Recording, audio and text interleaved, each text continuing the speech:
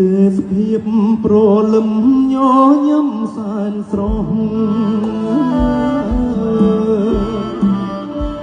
នៅចាំសំរងស្រកកត់នេះថាបងសូមផ្ញើប្រាណផ្ញើទាំងសងខាសូមតែចិនតាមេត្តាប្រណី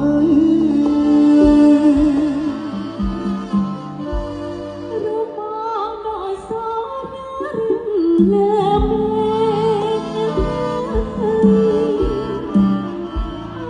អូនក្រពេលព្រៀបបានផែនដីមិនអាចមានបានរំលានមេត្រីទោះជាមិនស្អីក៏គ្មានសង្ឃឹមដែរអូស្ពានកុំសុទ្ធក៏ប្រាប់មាត់ស្ទឹង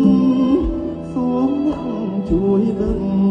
ជួយលឺរឿងស្នេហ៍ជាតិនេះគឺមានតែអូនម្នាក់ទេដែលចិត្តចងស្នេហ៍ហើយសែនអាណិតវាសនាកាយក្រោយតើពិត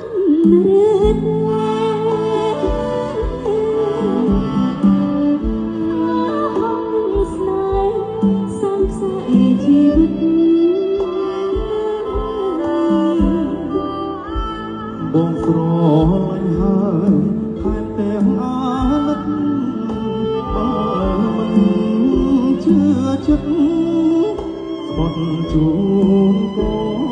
បាន